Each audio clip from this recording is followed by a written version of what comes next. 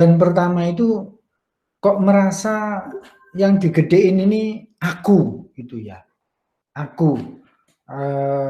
Mungkin selama ini diajari takdir itu penting, tergantung Tuhan, bla bla bla segala macam gitu ya. Sekarang itu dikembaliin gitu ke diri kita sendiri. Nah, kita mulai dengan membaca resume ya. Mari Kak.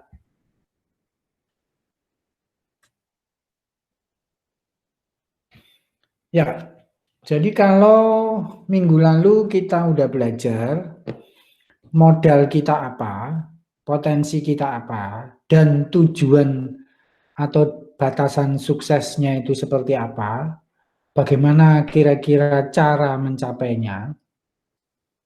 Nah, minggu ini kita belajar perkakas untuk mencapainya itu sudah growth atau masih fix ya. Nah, perkakas untuk mencapainya ini ada 4. Yang pertama ya pikiran yang terang benderang.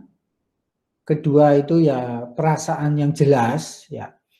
Karena banyak orang dewasa itu perasaannya malah nggak jelas, berkabut. Kalau pikiran terang dan perasaan jelas, sikap kita itu nanti otomatis jadi positif. Nah, kalau pikiran terang, perasaan jelas, sikapnya positif, maka keputusan-keputusan hidup itu juga akan asertif. Ya, itulah yang membuat kita tumbuh. Ya, lanjut ya. Nah, pertama, kita mesti belajar membangun optimisme. Ya, ya ini bukan optimisme yang tidak realistis, yaitu delusi, tapi optimisme berdasarkan tadi modal kita apa. Ya, nah ingat bahwa modal ini pasti tepat untuk tiap orang. Jadi nggak ada modal yang salah atau kurang modal atau apa. Karena Tuhan berikan potensi itu sudah pas sesuai dengan masing-masing.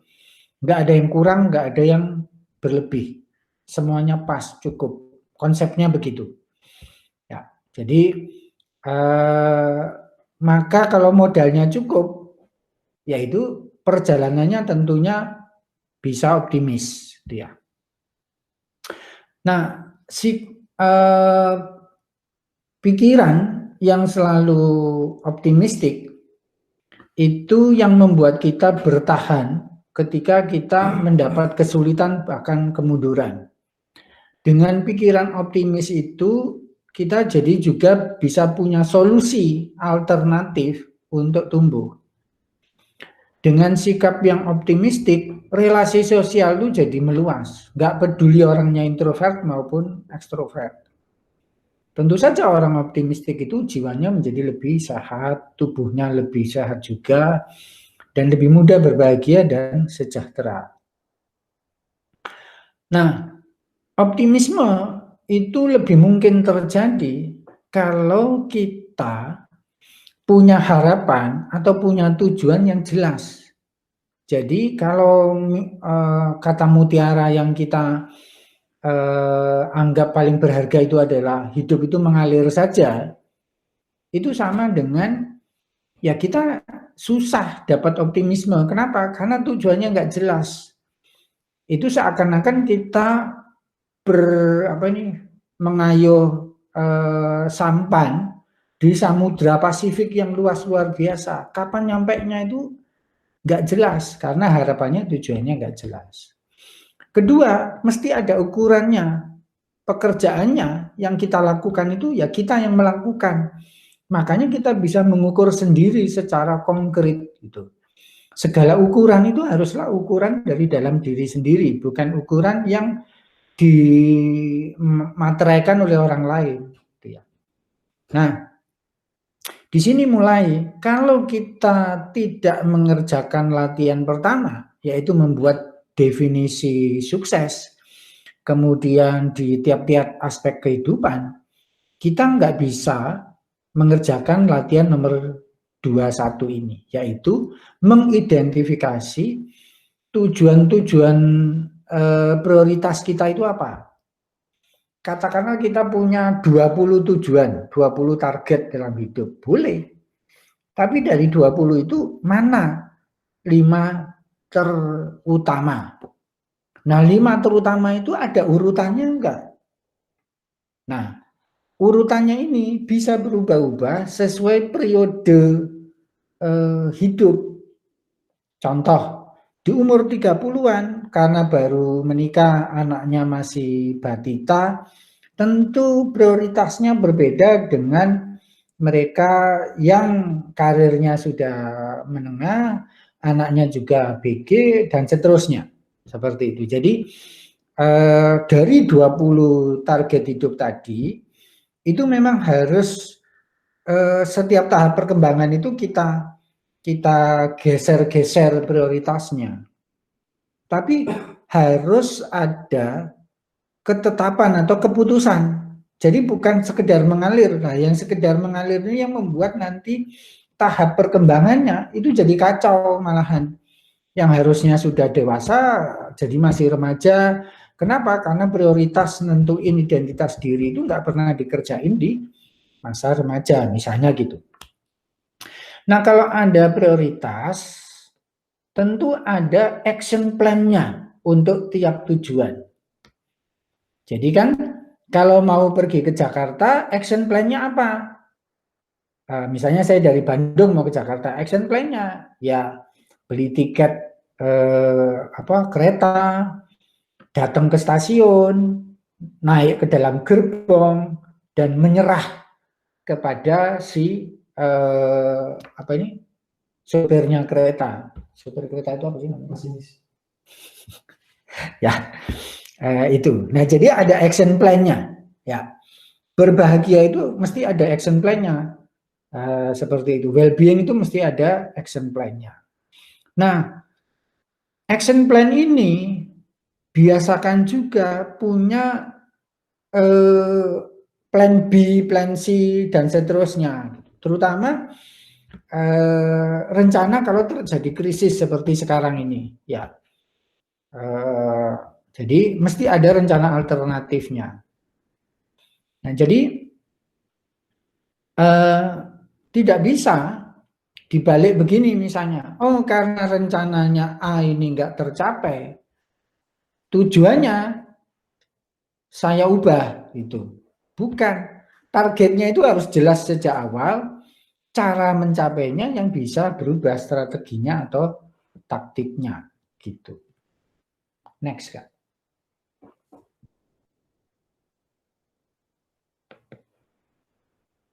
Next. Nah, sebelumnya, Kak, balik lagi. Next. Ya, oke. Nah, masih bicara soal optimisme. Optimisme itu munculnya kenapa? Karena kita pernah membuktikan kepada diri sendiri bahwa kita berhasil melakukan sesuatu. Ya. Jadi bukan optimisme itu karena kita dikasih meterai, dikasih label oleh orang lain. Jadi orang optimis itu bukan karena misalnya karena dia selalu juara kelas, lalu dia jadi orang optimis. Bukan. Tapi karena dia pernah menunjukkan kepada diri sendiri bahwa saya accomplish sesuatu seperti itu. Ya, Kak, jangan dibalik-balikin.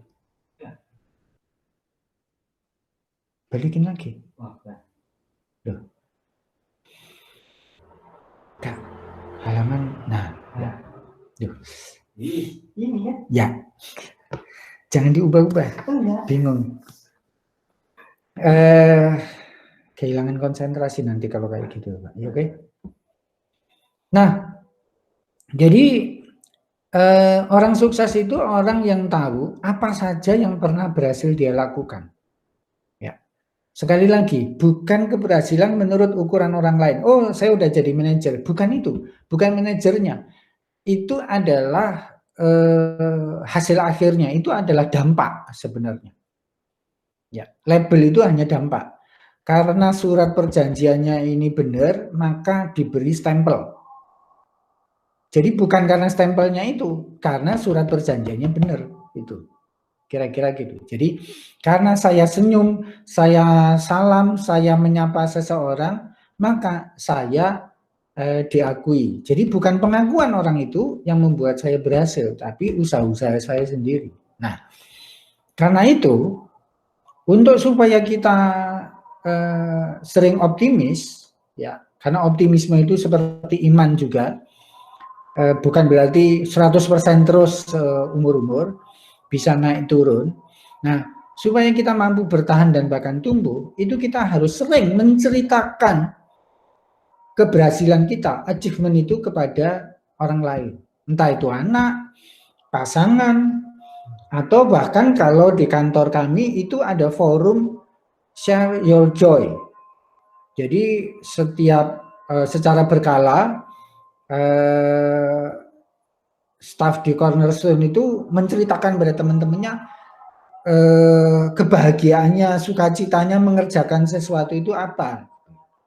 Kenapa? Karena joy, happiness itu menular lebih cepat daripada virus corona menyebar.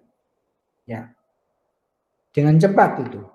Saya melihat video bayi kembar yang berpelukan sering dalam sekian menit itu, hanya melihat mereka pelukan 1 menit aja, hati saya ikut hangat merasakan joy mereka. Jadi ceritain. Nah kalau nggak ada orang Pak yang mesti diceritain, saya jauh dari mana-mana, ya cerita pada diri sendiri. Ya di depan cermin seperti itu, nggak akan bikin kita jadi gila. Kenapa? Supaya joy ini menular ke seluruh bagian tubuh kita. Ya. Menceritakan keberhasilan, bukan bersombong ya. Jadi misalnya gini, katakanlah ke suami, aku ini seumur-umur nggak pernah masak kue bolu, gitu ya. Menurutku masak kue bolu ini susah, tapi ternyata hari ini aku berhasil menaklukkan ketakutanku sendiri. Akhirnya aku berhasil bikin kue bolu. Jadi bukan soal, wah kue bolu kue enak loh karena gini-gini, bukan. Tapi karena tadi berhasil mencapai sesuatu. Sebenarnya bukan kue bolunya kan, tapi berhasil menaklukkan asumsinya sendiri. Ya, asumsi bahwa kue bolu ini susah, padahal dia udah pinter masak yang lain. Berarti yang dia taklukkan, yang dia berhasil, itu kan bukan bikin kue bolu, tapi berhasil menaklukkan persepsinya sendiri. Berarti dia berhasil menjadi orang terbuka. Itu jauh accomplishment, achievement yang lebih hebat daripada sekedar kue bolu. Nah itu, ya. Kemudian optimisme itu juga terjadi kalau kita mengenal apa yang pernah berhasil dilakukan oleh diri sendiri. Jadi kebanyakan pasien saya, namanya juga pasien, itu seringkali ada 2 golongan.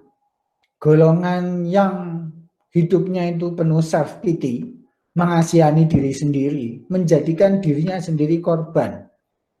Oke, semua orang adalah korban dari orang tuanya. Saya juga korban dari orang tua saya. Tapi itu kan sudah lewat.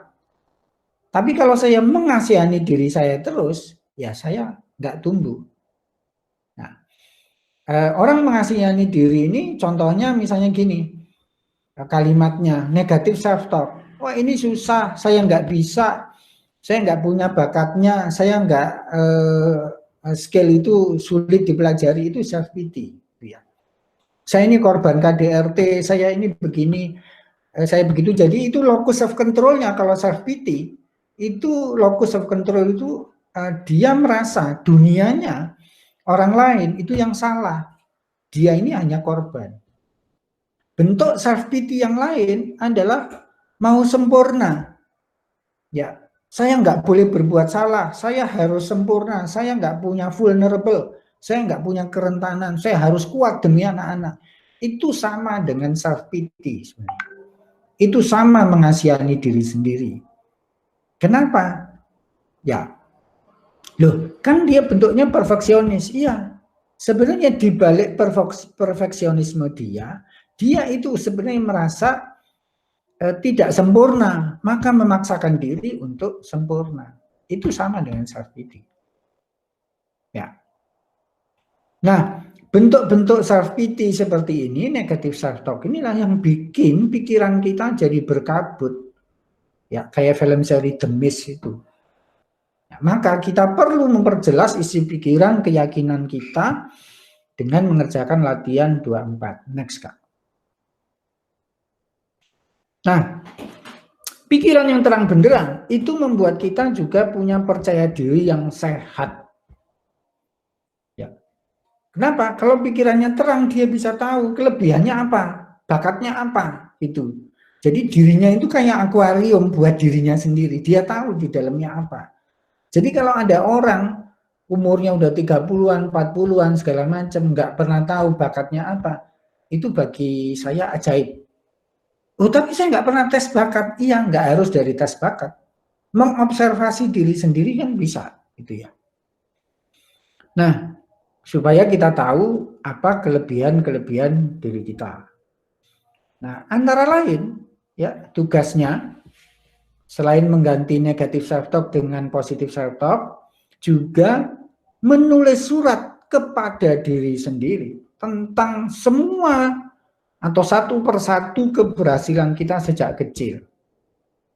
Ya, misalnya bagi saya keberhasilan saya itu bisa, contohnya waktu SD itu bisa ngajak bicara teman saya berangkat sekolah. Iya, saya tiap hari itu berangkat sekolah bersama teman saya namanya Sigit.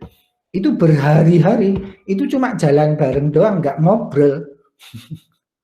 Jadi berhasil ngobrol dengan Sigit itu achievement luar biasa buat saya. Nah itu yang mesti kita sampaikan, nulis surat pada diri sendiri. Terima kasih ya Dono, kamu sudah mengalahkan segala ketakutanmu sehingga mau menyapa Sigit. Contohnya misalnya gitu. Lakukan juga menulis surat kepada pasangan sejawat tentang keberhasilan-keberhasilan mereka. Ya, nulis surat kepada anak. Ya, boleh lewat surat langsung karena ini latihan, masih latihan. Nanti kalau udah terbiasa ya tinggal disampaikan lisan. Ya.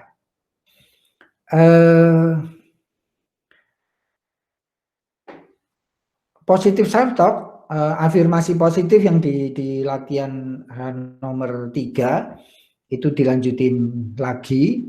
Nah, yang latihan nomor 26 ini agak mungkin berbeda dari kebiasaan. Ya, jadi kalau nanti punya teman, saudara, atau bahkan suami atau istri ulang tahun, tulislah surat. Ya, bukan hanya kirim kado. Mungkin buat dia akhirnya surat ibu bapak ini paling berharga. Ya, sebutkan di surat itu keberhasilan-keberhasilan yang dia capai, apa maknanya, harga dia, nilai dia buat kehidupan ibu atau bapak. Next. Nah, kalau kita terang melihat diri sendiri, potensi diri kita, maka kita bisa memiliki rasa percaya diri yang sehat. Nah, selama ini kita sering menyebut rasa percaya diri itu kuat atau lemah. Itu sebenarnya keliru. Rasa percaya diri itu sehat atau tidak itu maksudnya apa? Kontekstual. Jadi misalnya, saya menghargai diri saya untuk di bidang psikoanalisis itu sangat tinggi. Ya, kenapa misalnya? Ya karena saya sekarang jadi satu-satunya orang di Indonesia ahli psikoanalisis seperti itu. Tapi kalau saya ketemu dengan Jokowi, ya saya bukan siapa-siapa di dalam bidang pemerintahan. Jadi saya tidak sehat kalau di depan Jokowi saya kepedean seperti itu. Ya. Jadi saya kalau di depan Jokowi ya saya mesti belajar. Kenapa? Karena dia lebih pintar, lebih bisa, lebih master dalam soal kepemerintahan dan seterusnya. Jadi rasa percaya diri itu kontekstual. Kuncinya, komponennya rasa percaya diri itu ada dua. Orang nggak mungkin percaya diri jika nggak punya kesadaran diri. Apa itu kesadaran diri? Tahu potensinya, tahu dia master atau menguasai apa, tahu skillnya apa, itu kesadaran diri. Bahkan dia tahu bagaimana tubuhnya. Jadi orang yang percaya diri itu tahu kapan saya sakit, saya harus mengurangi kerja, kapan saya sehat, itu dia mesti sadar. Jadi menurut saya orang yang rasa percaya dirinya tidak sehat termasuk para bos yang kerja ekstra keras sampai dia sakit. Itu berarti dia nggak punya self awareness. Ya. Jadi rasa percaya diri dimulai dari self awareness. Nah, kemudian yang kedua, mampu memberi harga pada tiap-tiap potensi dirinya itu secara layak. Bukan bergantung pada penghargaan orang lain. Jadi kalau seorang anak misalnya merasa percaya diri karena selalu dapat nilai 10 dari gurunya, itu berbahaya sekali. Kenapa? Ketika besar, nggak ada orang yang menghargai dia, dia bisa jatuh. Kenapa? Karena rasa percaya dirinya bergantung pada penghargaan orang lain. Itu sama kalau jadi artis, begitu dia kurang laku, ya itu dia bisa nggak percaya diri. Kenapa? Karena harga dirinya tergantung orang lain. Akibatnya dia melakukan apapun demi dihargai orang lain.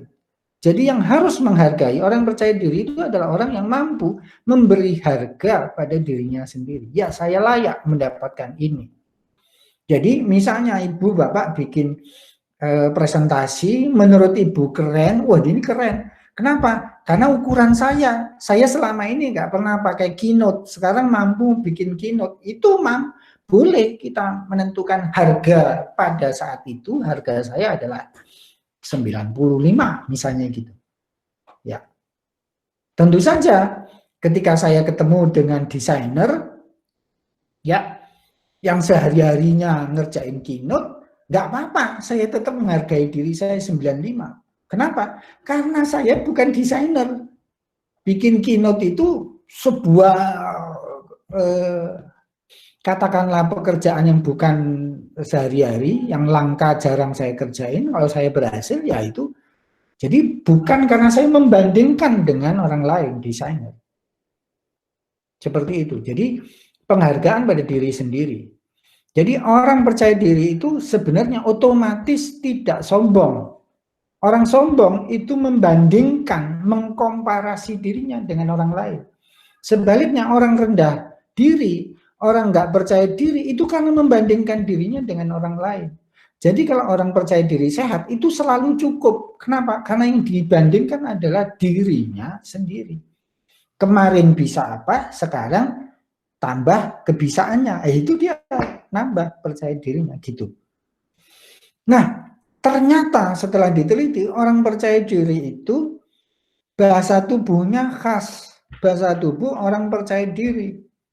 Ya, di presentasi nanti Ibu Bapak bisa lihat contoh-contoh bahasa tubuh yang disebut high power pose. Jadi kalau kita lihat misalnya orang percaya diri itu jarang, nggak ada orang percaya diri itu yang bahunya turun. Orang percaya diri itu bahunya terbuka pasti. Kenapa? Karena dia karena terang tahu dirinya, itu maka dia jadi orang terbuka. Orang percaya diri itu pasti terbuka. Nggak ada orang percaya diri yang tertutup. Kenapa? Dia sanggup, nggak apa-apa. Kamu pengen tahu saya nggak apa-apa. Kenapa?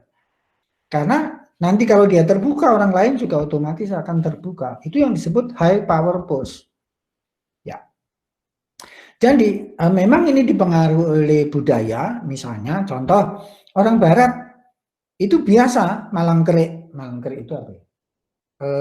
Kedua tangannya ada di pinggang gitu ya, seperti itu. Tapi ternyata ibu saya dulu itu hampir tiap hari itu malang kerik.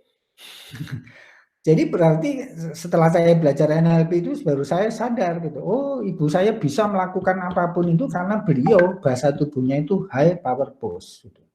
Ya. Nah, pelajari. Lalu PR-nya ibu bapak bikin video singkat yang menunjukkan bahwa ibu bapak sudah mempraktekkan high power pose. Jadi contoh misalnya ibu bapak rapat di kantor, lalu berdiri, tangannya memegang meja, ya ujung meja. Jadi kedua tangannya itu salah satu contoh high power pose, gitu ya. Terus di video itu tentu harus ada suaranya supaya saya bisa menilai pitch-nya, nada, intonasinya. Orang percaya diri itu kalau ngomong itu nggak kayak 5 menit kemudian kita ngantuk gitu karena nadanya datar. Orang percaya diri pasti kayak orang nyanyi gitu, naik turun iramanya. Next kan. Ya. Nah, kalau orang percaya diri, orang optimis itu otomatis akan lebih mudah fokus terhadap tujuannya. Jadi orang-orang yang belum sukses itu cenderung fokusnya mudah terdistraksi. Ya, kalau keluarnya orang tua, anak saya pengen ini, pengen itu, ya itu distraksi. Jangan-jangan anaknya begitu itu karena bapak ibunya juga hidupnya nggak terfokus, banyak distraksi. Sampai umur 30 tahun berkarir A, umur 40 tahun karir B, ya karir ya karir. Bukan pekerjaan, mungkin pekerjaannya memang pindah-pindah, tapi karirnya di rute yang tetap. Ya, jadi kemampuan menjaga fokus ini salah satunya caranya adalah mengintegrasikan aspek-aspek kehidupan kita. Wheel of Life itu yang dalam tes kemarin Wheel of Life ya beberapa aspek itu mulai integrasikan. Jangan dikasih pagar yang terlalu kuat kayak beton gitu ya. Spiritual sendiri, karir sendiri, keluarga sendiri. Kalau seperti itu kita malah terdistraksi. Ya. Jadi kalau diintegrasikan ya hobi jadi pekerjaan, spiritual juga jadi hobi gitu ya. Itu akan keluarga itu jadi satu dengan hobi, leisure, jadi merasa nyaman, santai ketika bersama anak-anak itu berarti integrasi, kita jadi terfokus ya. Kemudian latihan 29 ini adalah dalam sehari sebenarnya kita itu ratusan ribuan kali ngambil keputusan, tapi tidak menyadarinya. Misalnya ngambil keputusan mau makan tahu apa tempe, ngambil keputusan mau makan di ruang makan apa sambil di meja kerja, itu keputusan. Masalahnya pikiran kita jadi nggak terang benderang itu karena keputusan itu seringkali nggak disadari, otomatis. Jadi hidup growth mindset itu sebenarnya lebih sering kita menyadari segala sesuatu. Nah, salah satu latihannya mulai besok kalau ngambil keputusan itu coba diomongin ke diri sendiri. Misalnya saya nyebutin, Dono kamu baru saja ngambil keputusan makan pakai tahu gitu. Itu diomongin ke diri sendiri supaya si otak ini bikin template baru. Oh, saya mampu mengambil keputusan. Jadi sebenarnya lucunya manusia itu adalah ketika dia ngambil keputusan besar, dia ragu-ragu. Kenapa? Karena pikirannya berkabut tadi. Dia nggak tahu bahwa seumur-umur dia sudah punya banyak kesuksesan, berhasil ngambil keputusan yang kecil-kecil. Tapi karena kecil itu nggak dianggap sebagai achievement. Ya, tadi di minggu pertama kan kita motivasinya ada 3, power, afiliasi, atau achievement. Kalau motivasi apa-apa dalam segala hal itu achievement, maka ngambil keputusan makan tahu atau tempe, ini achievement. Achievement, ya. Walaupun tentu saja untuk ukuran umur 50 tahun lebih seperti saya, yaitu sudah sangat terbiasa. Tapi tadi kalau saya tidak berhasil mengambil keputusan soal makan tahu atau tempe, otomatis saya tidak bisa berhasil mengambil keputusan misalnya apakah saya harus cerai atau tidak dari mantan istri saya dulu. Itu dimulai dari bisa mengambil keputusan kecil. Ya. Dulu misalnya ketika saya kerja di pertambangan, di Kazakhstan terjadi beginilah, itu saya bisa ngambil keputusan itu karena ya belajarnya ngambil keputusan kecil. Jadi belajarnya apa? Ya kita teriakkan, kita lisankan, aku berhasil ngambil keputusan ini, seperti itu. Ya. Kemudian latihan berikutnya adalah kadang-kadang kita nggak fokus itu karena nggak ada yang jagain, ya nggak ada yang ikut ngukur. Jadi kalau punya target kecil atau target besar, boleh diceritain ke pasangan. Aku pengen bulan depan berat badanku turun 3 kilo. Itu diomongin ke pasangan supaya pasangan bisa ikut membantu. Loh, ini katanya mau turun 3 kilo, hari ini kok makan 4 kilo gitu misalnya. Ya, ya lakukan latihan ini rutin. Next.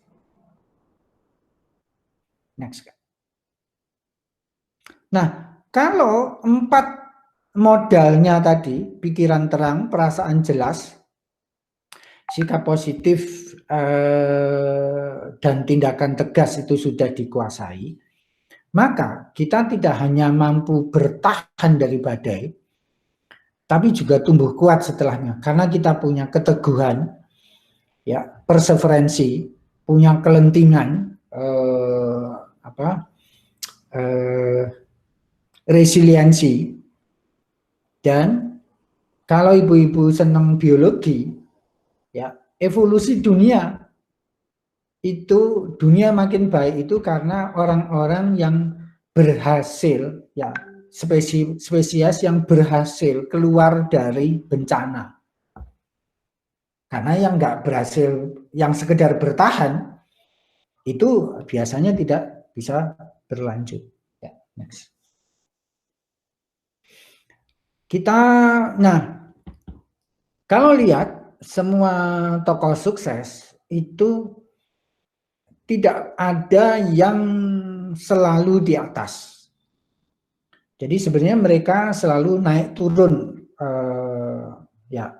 Hanya karena kita jauh, yang kita lihat itu ketika mereka ada di puncak gunung.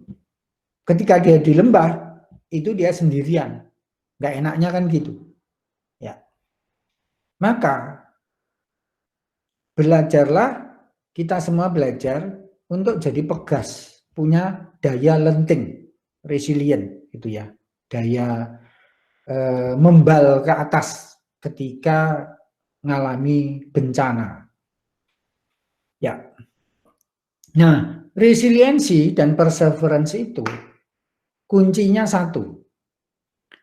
Semua hambatan, semua kendala itu adalah chance, opportunity, ya, kesempatan. Itu challenge. Nah, itu tidak mungkin kita menganggap hambatan atau kendala itu jadi challenge kalau kita nggak punya yang kita bicarakan di minggu pertama kemarin. Apa itu? Kesediaan untuk terus belajar. Challenge itu ya karena belajar. Nah, saya akan cerita tentang penelitian psikolog, ya, namanya Duckworth. Psikolog ini meneliti tentang tadi ini, perseverance, grit, resiliensi. Dia pergi ke sebuah sekolah, ya, ribuan anak diteliti. Anak-anak ini diberi tes yang sangat berat, bukan tes pelajaran tapi ya, semacam tes IQ gitu, spasial. Nah, kadang-kadang dia mengamati waktu anak-anak ini dites, seringkali anak-anak, segelintir anak itu itu ketika dapat tantangan yang super berat, itu malah bahasa tubuhnya itu khas. Misalnya menghantamkan tangannya ke telapaknya, atau malah meninju udara seperti itu, karena dia dapat tantangan seperti itu. Nah, jadi kalau saya refleksikan penelitian Duckworth ini ke bahasa tubuhnya bos saya dulu, Pak Jody, dia juga begitu. Setiap ada masalah itu bukan lemes, menderita gitu, tapi kayak orang, kayak atlet yang habis misalnya atlet lompat tinggi 4 meter dia nggak berhasil, bukannya dia kecewa, itu aku harus bisa, lalu minta 4 meter 10 cm gitu misalnya, atau bahkan lompat 4 meter 20 cm. Jadi Duckworth bertanya-tanya, apa yang membedakan segelintir anak ini dengan anak-anak lain? Ternyata itu tadi, anak-anak ini mampu memandang hambatan kendala itu sebagai tantangan. Dan itu bukan bawaan ternyata. Itu dipelajari. Dipelajari dari mana? Kadang-kadang si anak ini belajar sendiri. Dari apa? Dari sejak kecil diberi stimuli, diberi tantangan yang cukup berat. Itulah yang makanya dalam latihan life coach kali ini saya nggak banyak ngajari ibu bapak yang belajar sendiri itu, supaya dapat apa? Dapat challenge. Nah, menarik, ada penelitian Duckworth juga tentang para supir taksi di London. Nah, dia teliti, ternyata para supir taksi di London itu kalau hari hujan itu sebenarnya orang yang nyari taksi itu berlipat-lipat jumlahnya. Tapi ternyata jumlah taksi yang beredar itu berkurang. Kenapa? Karena supir-supir taksi ini biasanya misalnya sehari dapat katakanlah 100 atau 50 pound sterling misalnya gitu. Karena hari hujan itu jam 10 dia sudah dapat 50 pound sterling, dia pulang ke rumah 10 pagi misalnya gitu. Padahal biasanya dia dapat 50 pounds itu dari pagi sampai sore. Berarti para supir taksi ini menyia-nyiakan kesempatan. Coba kalau dia sama seperti hari-hari biasa dari pagi sampai sore, mungkin dia dapat 500 pounds dalam hari itu. Itu kan. Nah, itu makanya di dunia growth mindset disebut kita itu kalau growth mindset malahan harus malah mencari rainy days kita atau the cabist day itu, yaitu ketika peluangnya besar walaupun harinya itu nggak nyaman, itu hari hujan, tapi itulah peluang terbesar. Jadi buat mereka yang kemarin hasil tesnya masih banyak fixed mindset, hati-hati, kadang-kadang itu kita memberi reason pada diri kita, memberi excuse ya pada diri kita. Sudah cukup kok gitu. Seperti itu. Jadi kenapa ada orang seperti Pak Ci yang bisa jadi konglomerat tapi juga bahagia gitu-gitu? Karena tadi ketika rainy days itu dia bertahan. Nah, biasanya itu bukan karena sikap what I did, tetapi sikapnya adalah what I am. Bedanya apa? Kalau what I am ini tadi dia punya self awareness, dia punya kesadaran diri, dia tahu potensi dirinya. Jadi bukan soal ada resesi atau tidak, bencana atau suka, saya adalah saya tetap adalah saya. Jadi hari hujan saya juga bisa lompat 20 meter, hari kering saya juga bisa lompat 20 meter karena saya kenal diri saya sendiri. Ya, seperti itu. Kalau what I did itu gampang menyesal, gampang menengok masa lalu, gampang menyalahkan diri sendiri atau orang lain. Tapi kalau what I am, ya terserah. mau dihina orang lain, mau dilecehkan, ya dia tahu ya siapa dirinya. Harganya yang bisa menghargai dirinya sendiri. Next. Nah, ini mungkin bagian nanti yang relatif ya mengharu biru, ya, yaitu mengakui hantu dan memilih untuk berani. Hantu itu memang ada. Cuma hantunya bukan di kamar mandi, bukan di gudang, hantunya di dalam diri kita sendiri. Musuh terbesar kita adalah diri kita sendiri. Bukan orang yang melecehkan kita, bukan periode COVID. Ya, next. Nah, supaya kita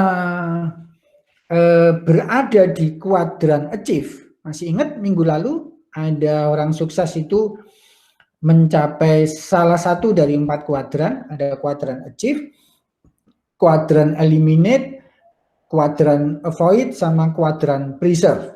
Ya, kalau orang yang berada di kuadran achieve itu dia dilihat oleh orang-orang lain sebagai kayak orang yang nggak punya rasa takut. Kenapa? Karena dia tahu yang mampu itu dirinya. Dia mampu mengontrol dirinya. Sebaliknya orang yang banyak takut, fixed mindset, itu karena punya frame, ya, punya kerangka berpikir yang di psikologi disebut kompleks template. Jadi kerangkanya itu yang bikin dia selalu malah bermasalah gitu. Template-nya itu memang terbentuk sejak kecil. Nah, asiknya seperti udah kita bicarakan minggu lalu, Tuhan kasih otak kita itu plastis. Ya, asal kita mampu mau melakukan, ya, maka rasa berdaya, self efficacy itu akan muncul. Jadi itu sebabnya tujuan life coach ini bukan saya mengajari, tapi ibu-ibu dan bapak belajar sendiri supaya muncul self efficacy itu, supaya hantunya tetap ada, tapi biarin dia ada di dalam diri kita. Kita terus maju, melangkah keluar, mengeksplor dunia luar. Ya, jadi jangan dimatiin si hantu itu, biarin, karena adanya hantu, adanya luka itulah yang memotivasi kita untuk melangkah keluar. Jadi jangan diurusi si hantu, tapi urusin yang ada di luar dunia, ya, di dunia luar maksud saya. Caranya gimana? Ya, telusuri, tulis situasi hidup ibu, bapak, baik di rumah, di kantor, ya. Ketika ibu bapak mudah sekali minta tolong sama orang lain. Padahal, ya, minta tolongnya itu sebenarnya ibu bapak itu mampu melakukannya. Beda dengan begini, kalau ibu mampu melakukannya, bapak mampu melakukannya, tapi karena waktu, efisiensi segala macam didelegasikan ke orang lain, itu nggak masuk hitungan. Tapi kalau misalnya kita mampu melakukannya sendiri, tapi kita mudah teriak minta tolong orang lain, itu bikin daftarnya. Sebaliknya, bikin juga daftar apa saja yang ibu bapak sangat kuasai, ahli di bidang itu. Bikin presentasi, keynote, masak, memuji anak, apapun gitu ya. Bahkan cerewet itu kan keahlian. Ya, para ibu atau bapak yang cerewet itu ahli. Ahli apa? Ahli menemukan kesalahan. Teliti, orang yang teliti. Berarti kelebihannya, masternya itu adalah teliti, gitu ya, bukan cerewetnya. Cerewet itu tindakannya. Tapi keahliannya adalah menemukan hal secara detail, gitu ya. Kemudian karena kemarin sudah milih mentor, milih idola, ya, temui mentornya. Nah, jadi kalau yang milih mentornya orang yang sangat jauh kayak Elon Musk gitu-gitu, ya tulis surat ke dia. Kemudian wawancarai dia, tanya kepada dia, kalau idolanya adalah ayah ibu, tanyain pengalaman buruknya apa saja. Pernah mengalami hambatan apa saja dalam karir, dalam bisnis. Kendala apa saja yang juga pernah dialaminya. Nah, pertanyaan terakhir yang paling penting, cara-cara dia mengatasinya itu gimana? Kemudian, nah ini PR-nya. Yang paling penting, bikin diagram, bikin bagan, bikin mind mapping tentang cara dia mengatasi masalah itu.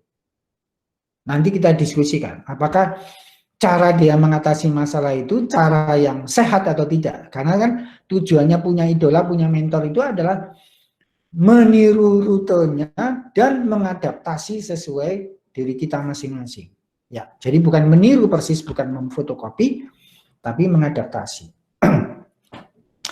Berikutnya, temui bawahan, sejawat atau atasan, lalu minta masukan ya terhadap persoalan yang ibu bapak hadapi. Lalu diintegrasikan dengan pandangan ibu bapak sendiri. Juga susun modelnya. Jadi yang tugas latihan 216 ini adalah latihan menerima sudut pandang orang lain supaya perspektif kita makin luas. Sekali lagi, termasuk menemui bawahan. Karena kalau sudut pandang bawahan ini juga kita ambil, kita akan jadi pemimpin yang lebih baik.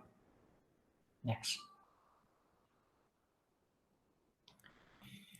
Nah, hantu sekali lagi ya, apapun itu luka batin, kelemahan itu biarin tetap ada di tempatnya. Jangan diutak-atik. Si hantu itu biarin di gudang, biarin di kamar mandi, ya.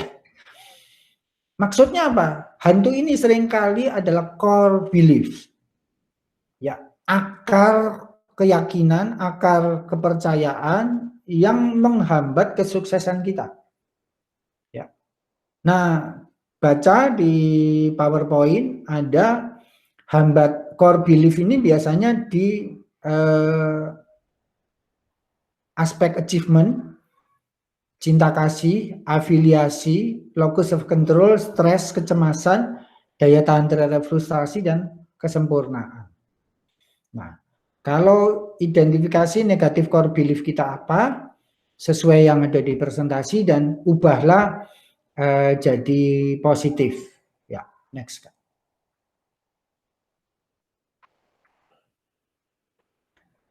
Jadi kalau yang kita bisa review dari minggu ini, pikiran itu pada dasarnya baik, perasaan itu juga baik, ya. Tetapi jika pikiran dan perasaan bercampur aduk, itulah yang disebut hantu. Jadi sebenarnya sumber kekacauan, sumber masalah hidup kita itu karena kita nggak tahu mana yang pikiran, mana yang perasaan. Masa Pak, hal gitu aja kan sederhana, masa nggak tahu perasaan mana pikiran. Coba. Ya, berlatih, nanti kita akan mungkin menertawakan diri sendiri karena ternyata kita juga bisa, sangat bisa bahkan mengacaukan antara pikiran dan perasaan. Ya, ada latihannya. Baik mengenali pikiran dan perasaan sendiri maupun latihan 220 adalah mengenali pikiran dan perasaan orang lain. Ya, next Kak. Nah, ada berbagai hantu dalam kehidupan kita. Hantu paling meneror diri sendiri adalah kita merasa bersalah. Rasa bersalah, saya kurang ini, saya kurang itu. Seakan-akan kita ini nggak pernah cukup, nggak pernah lengkap. Bahkan ya orang menikah aja banyak rayuan gombalnya itu begini. Engkaulah orang yang melengkapi diriku. Seakan-akan ya itu bentuk pernyataan cinta yang menurut saya bahkan tidak mencintai Tuhannya. Apa itu? Berarti Tuhan menciptakan dia cacat. Hanya karena ada orang lain dirinya menjadi lengkap. Kalau saya Tuhannya, saya akan kurang-kurang ajarin itu yang orang yang ngomong begitu itu. Terus semua di gereja tepuk tangan gitu. Padahal itu salah sekali. Tapi kenapa banyak orang melakukan begitu? Karena sistem pendidikan, sistem masyarakat itu yang menciptakan kita jadi begitu. Kita selalu dibanding-bandingin. Satu kelas ada rankingnya. Kalaupun ranking kemudian dihapus oleh pemerintah, tetap ada penilaian. Kan tadi guru yang ngasih nilai, bukan si anaknya yang menghargai dirinya sendiri. Oh, saya berhasil ngerjain PR. Seperti itu. Ya.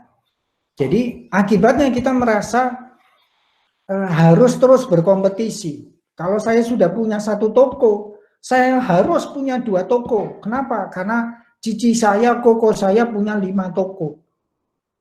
Berarti kan itu tadi awalnya kita nggak punya self awareness, maka kita malah selalu membandingkan dengan orang lain. Padahal orang sukses itu cuma satu, membandingkan dengan dirinya sendiri, keberhasilannya dulu. Keberhasilannya selalu nambah. Jadi mengenali kelemahan itu boleh, tapi udah dia biarin aja jadi hantu, diem aja, fokus pada kelebihan. Maka otomatis kelemahan itu akan hilang atau berkurang dengan sendirinya. Jadi nanti ada latihan berikutnya Kak, next. Ya, latihannya itu memaafkan diri sendiri. Ya, itu dari saya. Ada pertanyaan Ibu Bapak? Sudah ada ngechat di pertanyaan? Bagi Ibu Bapak yang ingin bertanya, bisa menuliskan pertanyaannya di bagian chat. Nanti akan dibaca oleh Opa Dono dan akan dijawab. Ya, silakan.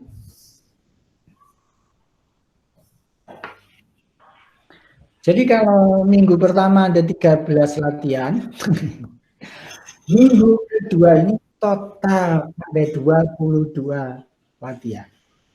Sanggupkah? Sanggup. Ya. Kerjakan. Ya, yang paling penting eat your frogs early. Pasti 22 itu sanggup. Mudah. Ya. Kalau yang belum punya buku khusus, ini sudah minggu kedua, saya sangat-sangat menyarankan untuk Ibu Bapak punya buku khusus.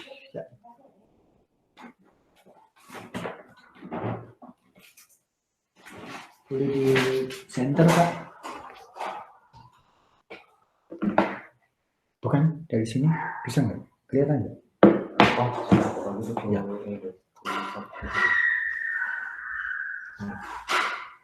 Udah kelihatan? Ya. Udah? Udah belum? Udah. Ya, Ibu Bapak, sebaiknya punya buku jurnal yang bagus, ya. Sayang sekali kehidupan Bapak Ibu yang sangat berharga itu jika dituliskan di buku yang buku tulis biasa seperti itu ya. Jadi ekspresikan bentuk cinta pada diri sendiri itu begitu melihat buku itu kayak Ibu Bapak melihat ya hidup saya berharga. Jadi ini pelatihan jangan dilihat dari harganya berapa rupiah, tapi ini kehidupan Ibu dan Bapak sendiri. Jadi kalau itu dituliskan sembarangan, di kertas sembarangan juga, itu kan kayak Ibu dan Bapak memberi kesan pada diri sendiri, hidup saya ya sembarangan gitu. Ya. Jadi selain tunjukkan lewat komitmen itu, karena kalau lihat film aja, Ibu Bapak misalnya melihat film, banyak sekali banyak tokoh itu yang masih menggunakan jurnal, menulis di jurnal. Ya, para profesor saya memang terbiasa menggunakan laptop gitu-gitu, tapi juga mereka menyadari pentingnya menulis tangan di jurnal. Sudah ada pertanyaan?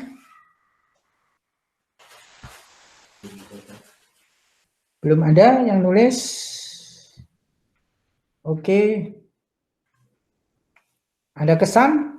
Kalau nggak ada pertanyaan, boleh Ibu Bapak kesan ngerjain PR, ngerjain latihan.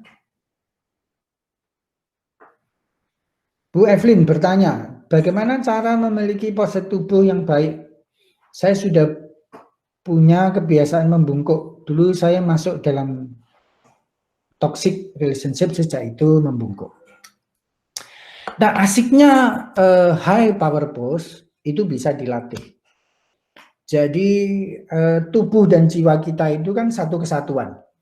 Kalau kita misalnya berada dalam hubungan dalam keluarga yang sering merendahkan kita, ya misalnya bahkan pada orang yang badannya tinggi besar, katakanlah dia lebih tinggi dari papanya, tapi papanya sering memarahi dia, si anak ini pasti bongkok. Karena pada saat papanya marah itu bahunya itu pasti menguncup seperti itu. Akhirnya jadi kebiasaan. Apalagi kondisi mental itu membuat hormon tertentu keluar, terus akhirnya secara jasmaniah tubuh kita menyesuaikan dengan kondisi hormon seperti itu. Nah, asiknya di NLP itu, Neuro Linguistic Programming, tentang bahasa tubuh, itu kita bisa balik situasinya. Jadi orang yang rasa percaya dirinya belum terlalu sehat, sambil dia mengerjakan latihan-latihan mental yang memperkuat rasa percaya diri, dia juga berlatih membiasakan pose tubuhnya untuk high power pose. Ya, jadi itu nanti si tubuh akan mengeluarkan hormon tertentu yang memperkuat rasa percaya diri. Contohnya gini, kalau Ibu Bapak lihat saya sekarang, kan sepertinya relatif lancar bicara. Padahal saya dulu waktu SMA itu mengalami di psikologi namanya gangguan kepribadian sisoid. Sisoid itu nggak mau gaul sama orang, ngomong aja nggak bisa. Makanya waktu SD itu kan saya ceritain tadi, itu bisa tiap hari saya bersama Sigit itu nggak ngobrol. Itu orang sisoid. Ya. Kalau dulu saya presentasi, ya di waktu mahasiswa aja, mahasiswa itu saya masih ngomong itu banyak e-nya. Gitu. Sekarang juga masih muncul. Sampai suatu hari saya sadar itu karena teman saya, ya teman kuliah saya, itu ngitungin jumlah saya setiap kali saya pidato. Padahal sebagai ketua senat itu ya waktu itu saya sering pidato, bayangin. Tapi banyak e-nya. Nah, bahasa tubuh gitu. Nah, kemudian saya belajar tentang bahasa tubuh. Dengan saya, misalnya contoh sederhana, setiap kali saya bicara, misalnya, ya, itu saya sambil menekan gini. Ya, jadi ketakutan saya dari misalnya tangan kiri maupun tangan kanan, ini saya alirkan ke sini. Ya, saya seperti ini. Ya, tentu agak ke bawah gini. Nah, itu kecemasan saya segala macam itu hanya mengalir di tubuh saya. Jadi saya kayak menekan gitu. Kemudian kalau berdiri itu saya sengaja kalau ada podium atau apa itu saya berdiri tanpa sepatu. Supaya apa? Supaya kaki saya itu menginjak tekanannya ke lantai itu besar. Jadi segala kecemasan itu mengalir turun ke lantai. Akhirnya tanpa saya harus kursus public speaking, ya,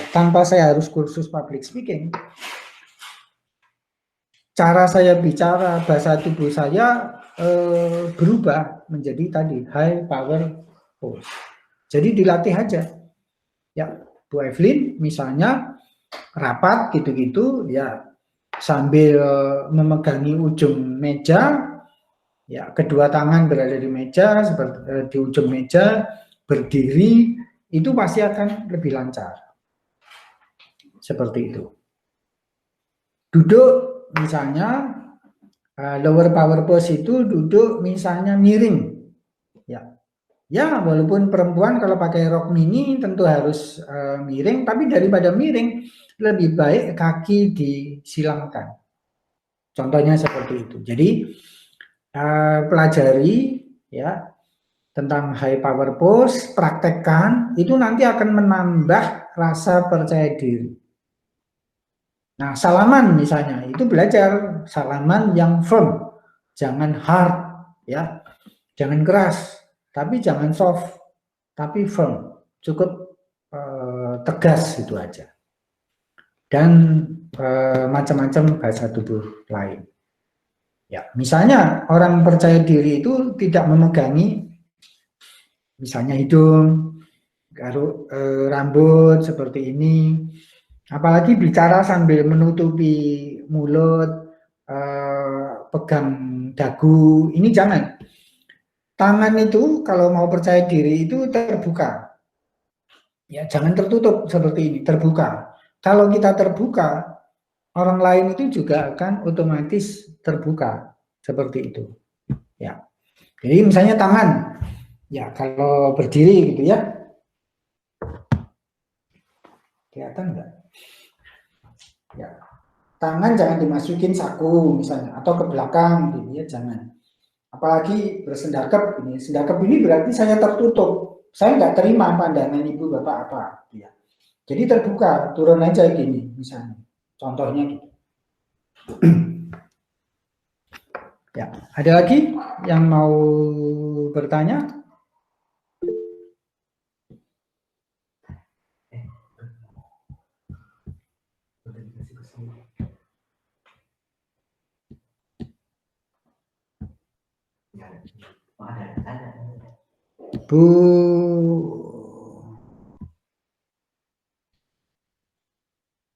Bu Rahma, ada pertanyaan. Selama kesan saya selama mengerjakan latihan, ternyata banyak sekali yang mau dituliskan dari pikiran-pikiran saya. Bagi saya menuangkan dalam tulisan lebih sulit daripada mempraktekkan langsung. Ya, jadi ini yang mesti kita pelajari itu adalah life coach ini tentang pikiran. Life coach ini tentang pikiran. Mungkin bagi orang-orang tertentu langsung mengerjakan itu baik. Tapi urutan perilaku itu dimulai, kita terima stimuli, ya, diterima oleh indera kita, diolah oleh pikiran. Si pikiran ini kalau positif menimbulkan perasaan positif. Kemudian perasaan positif ini memicu perilaku tertentu. Jadi sebenarnya kalau pikiran kita masih kusut atau berkabut tadi atau bercampur antara pikiran dan perasaan, pasti saya jamin perilakunya juga lebih kusut. Seperti itu. Jadi buat Bu Rahma yang biasa langsung bertindak, dengan berlatih menulis itu kayak ibu mengaca pada diri sendiri.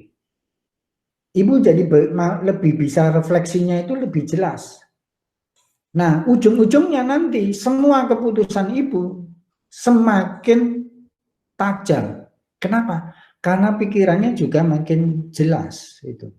Karena kan bisa saja posisi awal, memang posisi awal ya waktu tes katakanlah itu sudah cukup growth mindset. Ya, katakanlah skornya 70, 80 gitu ya. Sudah bagus sekali.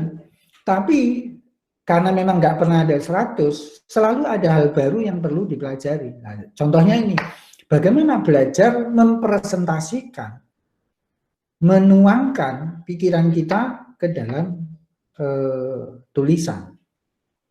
Ya, itu akan sangat membantu cara berpikir kita menjadi lebih runut.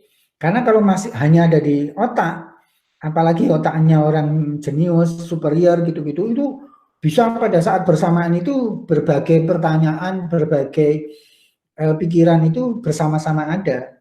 Nah, kalau dituliskan itu kayak mendisiplinkan, ya, teknik mendisiplinkan otak kita supaya ayo kamu keluar satu persatu ya. Kamu nggak akan hilang kok, tapi akan keluar satu persatu. Gitu. Ya, jadi semangat ya Bu Rahma menuliskan latihan.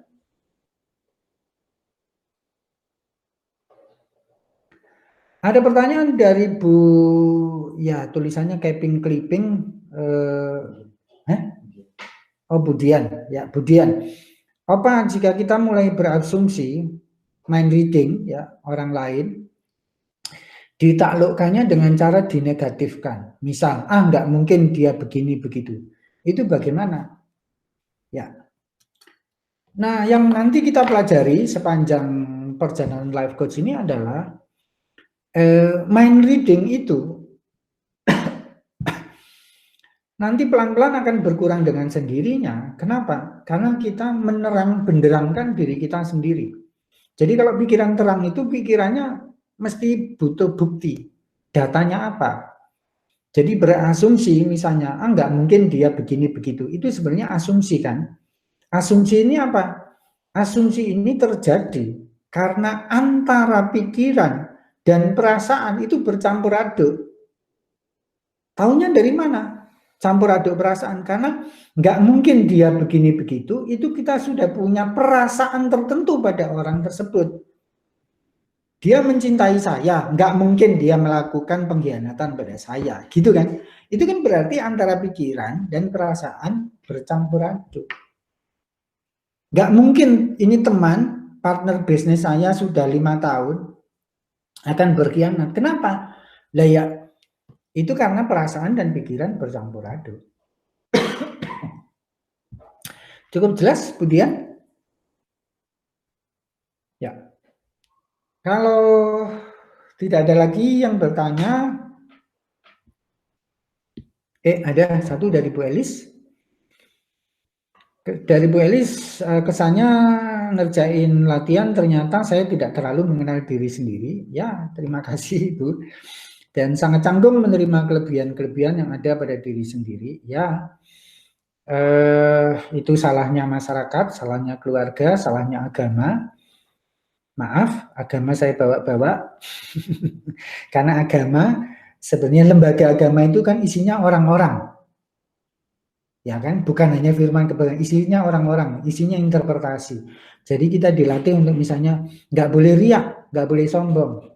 Padahal yang kita lakukan di growth mindset ini bukan sombong, tapi saya tahu harga saya membandingkan diri dengan diri saya sendiri. Jadi ya nggak apa-apa, Tuhan udah kasih potensinya dahsyat kok, masa kita sembunyikan, itu kan salah.